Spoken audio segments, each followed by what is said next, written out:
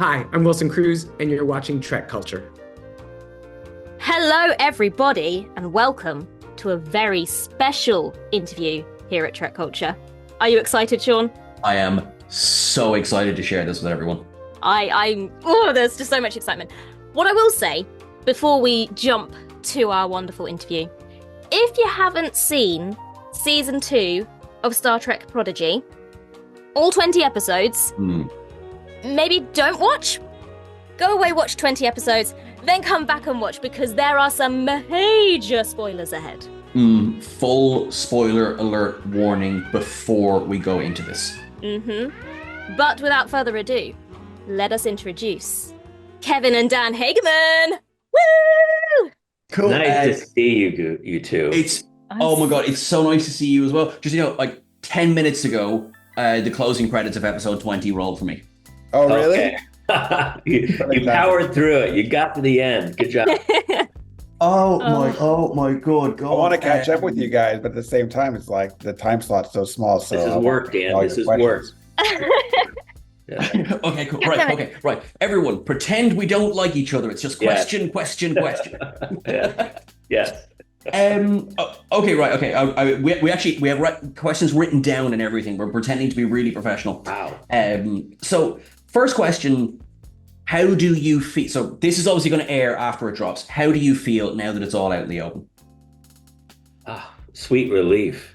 I mean, I get, imagine, there was a time where the show was going to be canceled. We were in the middle of doing season 2, and we were there seeing this stuff, and we were in love with it. And thank God, CBS and Alex Kurtzman and all the fans and everyone just started rallying for this thing, and Netflix saving it. And I'm just so happy that the world can see this. I can't even answer it better than that. Yeah, I echo that. Well, I certainly agree. I mean, as you guys know, we were lucky enough to see a couple of episodes, and we were going, everyone needs to see this. Yes. And it was very frustrating at times. But I want to jump straight into the next question. It's me asking this question, so you won't be surprised by it at all. But obviously, one of the most anticipated things about this season was the reunion and the relationship between Chakotay and Janeway. And obviously there's a large group of fans out there who have been hoping for some sort of payoff between these characters for 30 years. So how did you guys go about deciding how far to go in terms of building that relationship? I mean, you could say that we went back 5 years ago talking about bringing those questions up to Kate, bringing those questions up to Robert, bringing those questions up to other Voyager fans who are the writer's room. I mean, we knew this is a very delicate matter, and we wanted to do it right and with justice. That was the first thing, I think, going into the writer's room, that we're like, okay, we feel a great pride and ownership in doing the next chapter of Star Trek, but at the same time, the trepidation of like, how do we handle this and not piss off, half the world? And we may piss off half the fandom, but because there's two camps, right? There's two camps behind this debate, and it's like, well, how do we find something delicate tightrope? Give a little bit to each, but without going full tilt, Well, I certainly loved it. I'm not going to give too much away in case people haven't seen it, but I loved episode 14. I think has a special place in my heart. It's up there. So last time we spoke to you guys, you teased that there were going to be a lot more surprises than just Robert Picardo returning as the EMH. And you weren't wrong about that. You certainly weren't wrong when you teased that. So when did Wesley Crusher enter your minds as a character to play such a vital role this season? That's one of the most exciting things that I'm also so happy that season 2 is fully out now. Original Prodigy. From day one, we're like, we got to get Will. We got to, and we knew he had to be a secret. Like, when you've advertised and publicized and, okay, yeah, Picardo is going to be in this, the Doctor's returning. You could give out all your secrets and all your toys to try to grab as many people as possible. But we just felt with him, we needed to keep it a secret. And I know he's been just one of my his nieces and nephews are big fans of Prodigy, and he watches it with them, and he has not told them yet. He wants them to watch the show and be like, "Wow, I'm in it." I love that. I Also, love that. Doctor Who was a big inspiration for that character, you know. So there's some Whoisms in there. I mean, there was a lot of freaking out. There's Doctor Who references and Easter eggs hidden throughout this season. And let me tell you, we've been noticing them. I'm noticing the Janeway tank top. Oh, you noticed that, huh? Yeah, I get it. It's subtle, you know, it's subtle. That was actually funny. When the trailer dropped, literally got a text from Ellie going, "Oh my God, the tank top is back!" I didn't recognize it at first. If you had like a shotgun, I would have been like, okay. We're working on it. We're working on it. You guys are not helping my wallet when it comes to costumes here. I'm sorry. Actually, do you know what? I'm just on that as well. Okay, so I am going kind of full spoilers here, but there'll be a big spoiler warning on the name of the video. Another new uniform in the final scene, and I love it. I absolutely love it. Well, so this it's like marrying the two. Yeah, I mean, this honestly came back to it goes back to our days on Ninjago, where, you know, with Lego sets, and you'd come out with new seasons of Lego toys, and we were always updating the ninjas' uniforms, and we kind of learned that, and that was our hope, was to have Snowsuit Luke from Hoth. You have your the Star Wars toys or whatever, but just our hope was to have an immense toy line coming out of this show, which has not fully happened yet. But, you know, it would be great to see, you know, to have the different, you know, uniforms for your action figures. Or just for yourself. or for yourself, for your personal life. You can, I think the between us.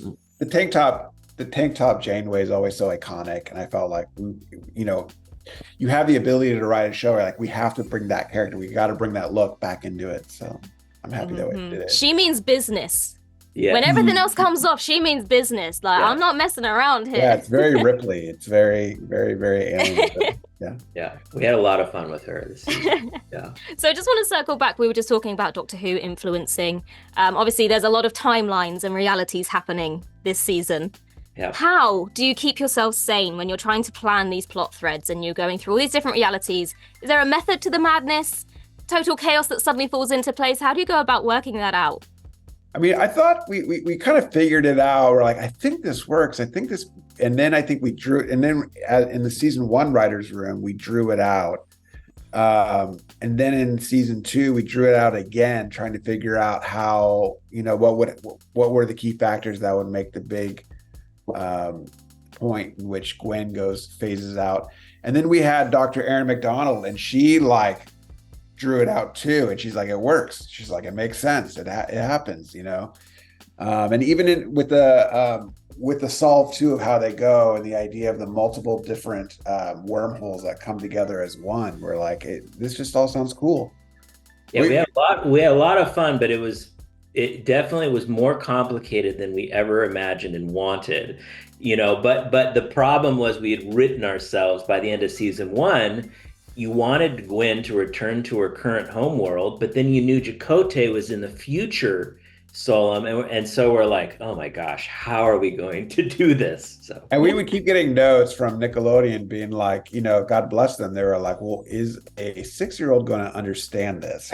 We're like, well, let's let them reach. Let's let the smart ones find it, you know. And once you start understanding it, it really unlocks something in your head. And like, as Aaron Walke as a kid, you would see Data's head buried in the sand, and you'd be like, what does this mean? How did this happen? So we always aspire to, you know, never write down to kids.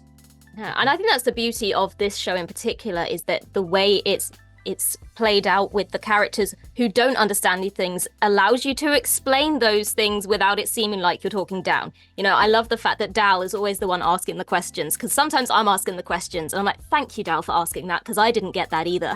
I mean, when I watch any movie and they're dealing with something that's really hard I love it when the character's like, here's a pepper shaker and a salt shaker. Imagine time is, you know, whatever. And then you're like, oh yeah, okay, I get it. Salt and pepper, whatever, you know. Definitely.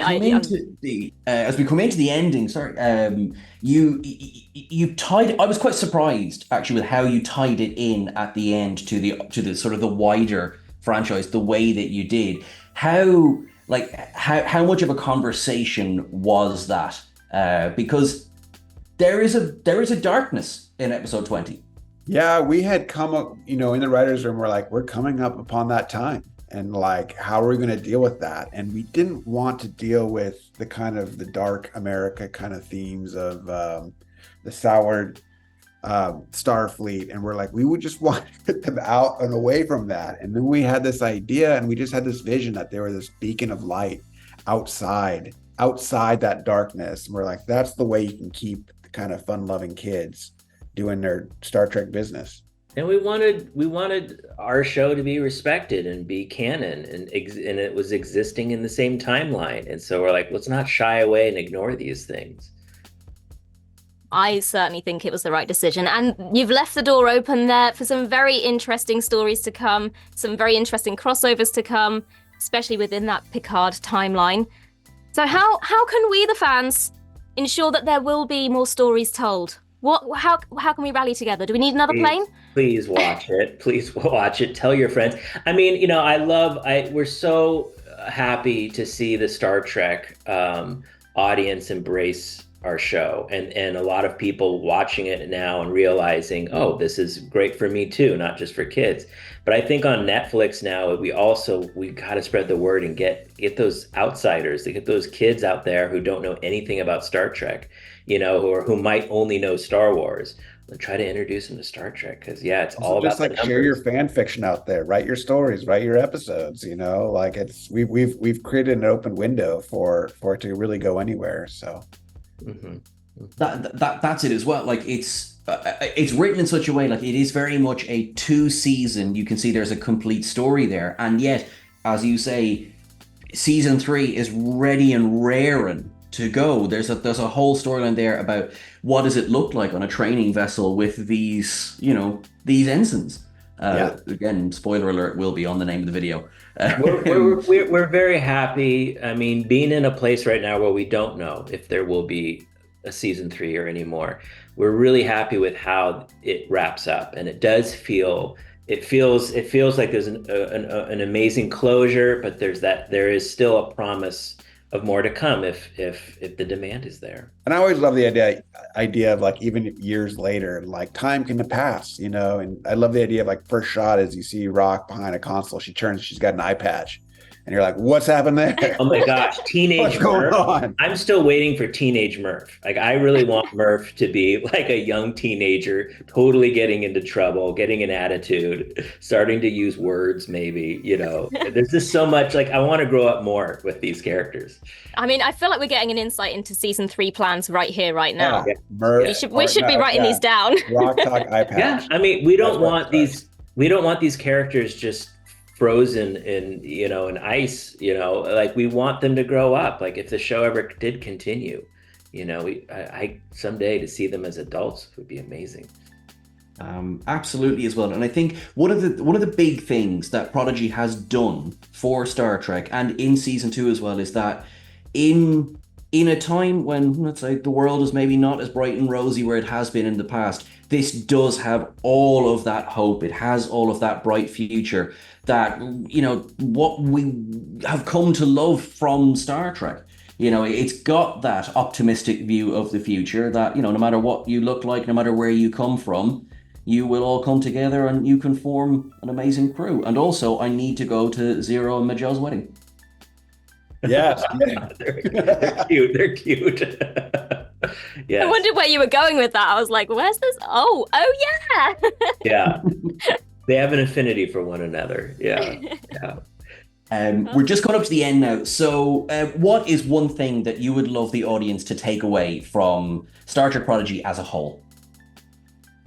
I think it kind of encapsulates Gene Roddenberry's backstory of like, you look at Starfleet and mankind has gotten over their squabbles and they've come together. And this is kind of like real timing that, seeing a crew figure themselves out, become their better selves. And so, I just like that fans have embraced it and that they embrace it as part of canon and that part of Gene Roddenberry's legacy. I'm just, as a creator and all of the people on our crew and talent and actors, everyone put so much love into this show, and to finally have it launch on Netflix and to have the world be able to see the love on screen is just, I love it. I can't wait. Well, look, thank you both, particularly very, very much, and in a wider way, thank you so much to everyone who made Prodigy happen. I refute. This is not the end. We will be talking about season 3, Eye Patch, Rock Talk. I can't wait. Please, but yes. just in the meantime, enjoy what is sure to be just mountains of praise coming over the next while. Thank you. Thank you guys. So good to see you. That was so much fun. Okay, so look, everyone, thank you so much for watching along. Ellie, thank you. I knew the second it came up on screen, I was just like, her JC heart has just grown 3 sizes that day. It broke a few times. It came back together a few times. It was a real journey. I think as well, obviously we're going to do full disclosure, we're recording this. I don't know when this will air, so we may already have episodes of Ups and Downs out, or we may not yet, but obviously we're going to go into everything with much more detail. We have years of content to go through with season 2 of Prodigy. If you have ignored all spoiler warnings and have watched this video and haven't watched season 2 of Prodigy, I'm telling you, it's fantastic. You'll now know some of the big plot points, but go and watch it. It's just a fantastic series. It's a fantastic show, and it deserves as many eyeballs on it as possible. Bold statement. I would go as far as to say that this is some of the best Star Trek I have seen in quite some time. Do you know what I would say? Actually, this is my, just for today, my closing thought is everyone who is calling for Star Trek Legacy, supporting Star Trek Prodigy is how we get that, because this is it. This is the legacy show that we've all been crying for, myself included. So let's support this show. Right, okay. Thank you so much for watching along. Ellie, thank you so much. Your questions were fantastic. Thank you so much, Kevin and Dan, and for everyone who made this possible. You were all wonderful. You were all awesome. We are on all the various socials. Please make sure you're following us at TrekCulture. Please make sure you're following myself at Sean Ferrick, at eLittleChild as well, because you're at eLittleChild on all of the platforms, aren't you? Pretty much. I'm not that difficult to find. That's true. It's not exactly a common name, a bit like Ferrick. So yeah, we're kind of handy in that way. Everyone, look after yourselves until we see you again. Live long and prosper, and live logs and proper.